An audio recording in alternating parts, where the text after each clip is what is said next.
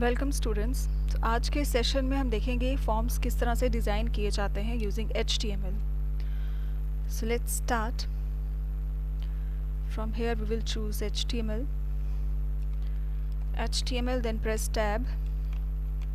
We will assign the title to our web page, form implementation, right? So in the body section we will define form using form tag. We will define form elements using form tag.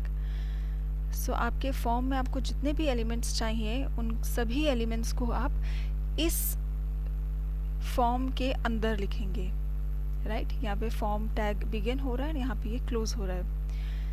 For example, input type is equal to text, right? Let's save it using form. So आप जानते हैं कि HTML file हमेशा browser पे open होती है, हम इसका आउटपुट ब्राउज़र पे देख सकते हैं। सो सी हियर, यहाँ पे फॉर्म इम्प्लीमेंटेशन आपका टाइटल आ गया एंड यहाँ पे इनपुट टाइप इज़ टेक्स्ट, यानी कि आपको टेक्स्ट बॉक्स अगर डिस्प्ले कराना है तो आप फॉर्म टैग का जो ये एलिमेंट है इनपुट टाइप ये यूज़ करेंगे। लेकिन यहाँ पे सिर्फ एक टेक्स्ट बॉक्स ही ओपन होके आ रहा है, दिख रहा है, लेकिन हम चाहते हैं कि यहाँ पे इसका नेम आए, तो हम इस तरह लिखेंगे first name, right? So let's see, refresh the page, देखिए, राइट? इसी तरह से हम चाहते हैं यहाँ last name is input type is equal to text. Let's see the output side by side, refresh the page. So last name भी इसके साथ ही एक ही लाइन में लिख के आया है, बट हम चाहते हैं कि लास्ट नेम जो है ये अगली लाइन में आए थोड़ा सा। सो उसके लिए हम ब्रेक टैग यूज़ करेंगे। So break tag is used for line break, to insert a line break. Okay, जब भी आपको एक अपना टेक्स्ट नेक्स्ट लाइन में दिखाना है, शो करना है, तो आप वहाँ पे ब्रेक टैग यूज़ करेंगे। अगेन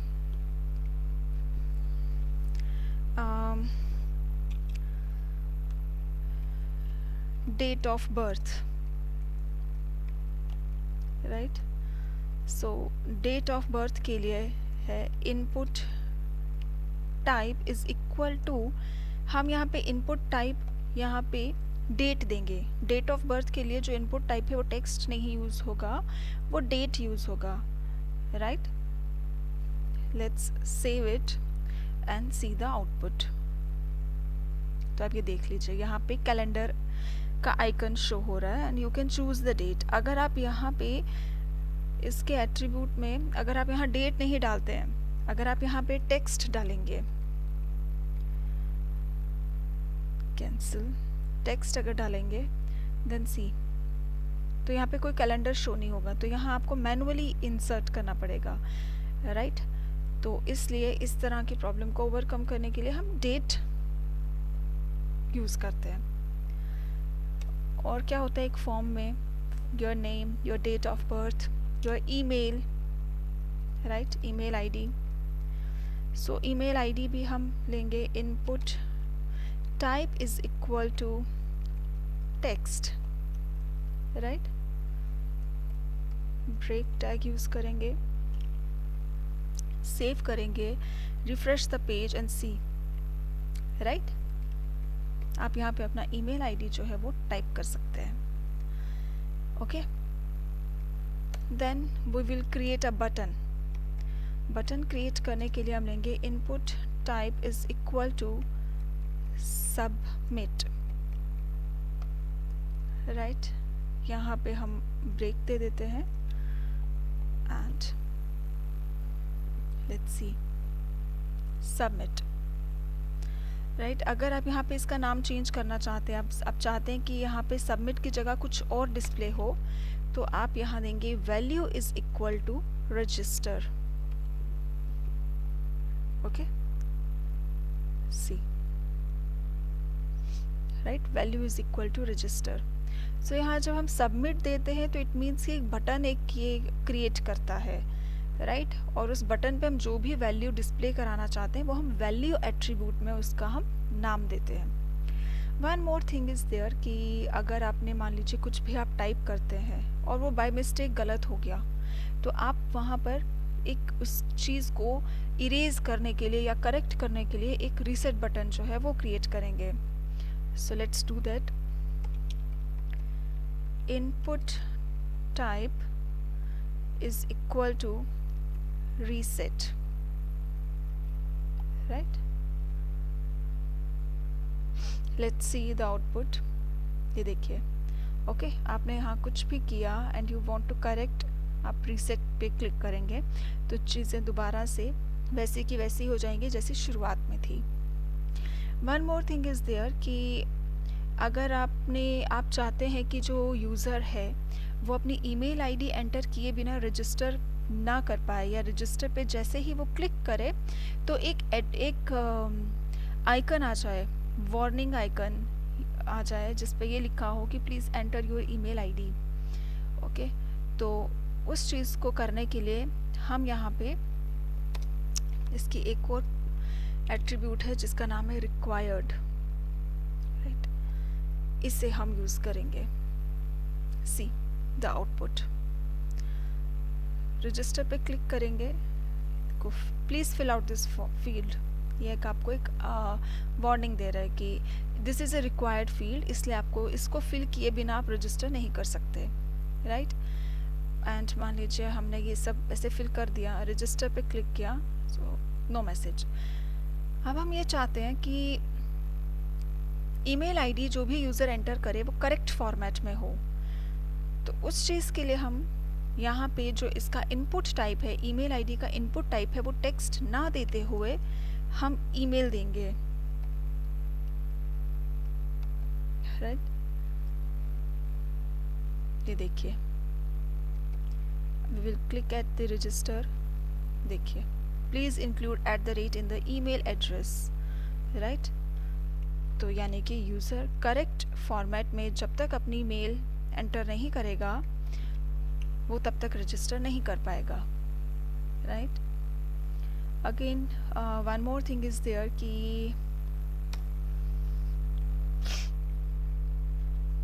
जेंडर, राइट, जेंडर अगर हमें चूज़ करना है तो male, input type is equal to radio, तो यहाँ पे हम रेडियो बटन यूज़ करेंगे, ओके, ब्रेक टैग यूज़ करेंगे and female, input type is equal to radio. So radio button हम वहाँ यूज़ करते हैं जहाँ पर हमारे पास मल्टीपल ऑप्शंस हैं, बट मल्टीपल ऑप्शंस में से हमें सिर्फ एक ऑप्शन चूज़ करना है। जैसे कि यहाँ पे हमारे पास मेल एंड फीमेल दो हैं, बट दो में से हम किसी एक पे ही क्लिक कर सकते हैं, किसी एक को ही हमें चेक करना है, ऐसे में हम रेडियो बटन यूज़ करते हैं। सी, मेल और फीमेल। तो यहाँ पे एक प्रॉब्लम आ रही है कि हम मेल पे भी क्लिक कर पा रहे हैं एंड फीमेल पे भी क्लिक कर पा रहे हैं, बट ऐसा नहीं, हमें ऐसा चाहिए कि आप दोनों में से किसी एक को सेलेक्ट करें।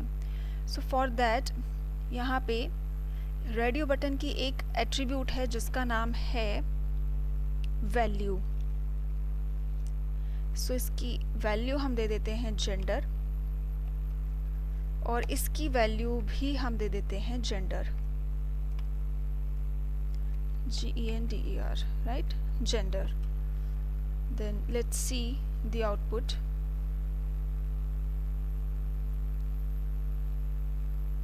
Okay,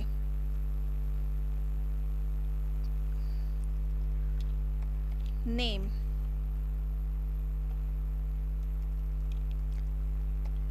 we will use name instead of value.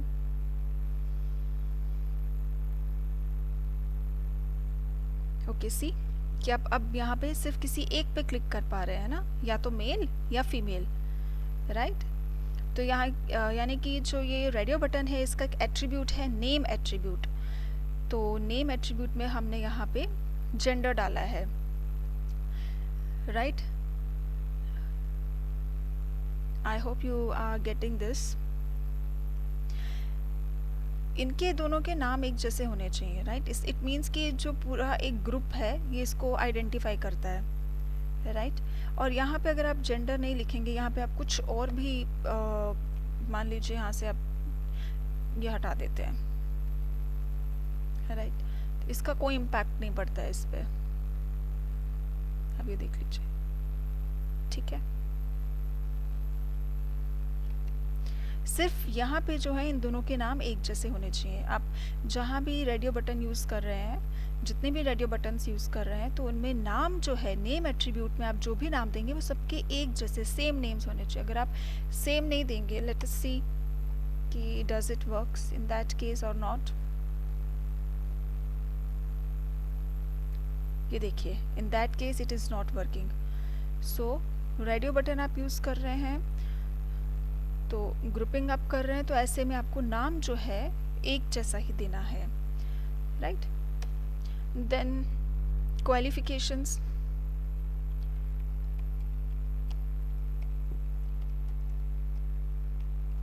Okay. Qualification के लिए आप लेंगे input type is equal to check box, and qualification में आप ले लीजिए graduate, right. Again input type is equal to check box,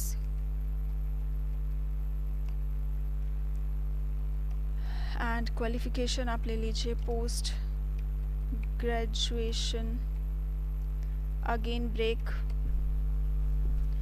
right. Then input type is checkbox, and आप यहाँ लिख लीजिए diploma holder. let's see the output। see, so यहाँ पे क्या है, चेक बॉक्स हमने यूज़ किया है। सो चेक बॉक्स मीन्स कि जब आपके पास बहुत सारे ऑप्शंस हैं, यहाँ पे जैसे 3 ऑप्शंस हैं, आप तीनों में से अगर तीनों को सेलेक्ट करना चाहते हैं तो आप चेक बॉक्स यूज़ करेंगे। 3 में से सिर्फ 2 को सेलेक्ट करना चाहते हैं तो चेक बॉक्स यूज़ करेंगे। यानी कि चेक बॉक्स हम वहाँ पे यूज़ करते हैं जहाँ पे हमें एक से ज़्यादा ऑप्शंस को चूज़ करना हो, एंड हम रेडियो बटन वहाँ पे यूज़ करते हैं जहाँ पे हमें बहुत सारे ऑप्शंस हैं लेकिन बहुत सारों में से सिर्फ एक को चूज़ करना है। फॉर एग्ज़ाम्पल, ऊपर हमारे पास 2 ऑप्शंस हैं, हम इन दोनों में से सिर्फ एक को चूज़ करना चाहते हैं। सो इन दैट केस हम रेडियो बटन यूज़ करेंगे, ओके। सो इसमें आपने देखा कि टेक्स्ट बॉक्स कैसे क्रिएट करते हैं। टेक्स्ट बॉक्स आपने क्रिएट करना देखा, डेट ऑफ बर्थ कैसे इंसर्ट करना है, email ID and radio buttons and check box को यूज़ करना, रजिस्टर को बटन को यूज़ करना। आपने ये सब कुछ इसमें एक बार देख लिया कि कैसे इसे यूज़ किया जाता है। वन मोर थिंग इज़ कि आपके पास ये इंडेक्स पेज है। आप इस इंडेक्स पेज को अगर इस पेज के साथ लिंक करना चाहते हैं तो अगेन आप एंकर टैग यूज़ करेंगे, right. Click here to register, and यहाँ पे आप रेफरेंस देंगे form.html का, राइट, इस तरीके से। So let's see the output कैसा क्या रहता है। इंडेक्स फाइल आपकी ये रही, right. Click here to register,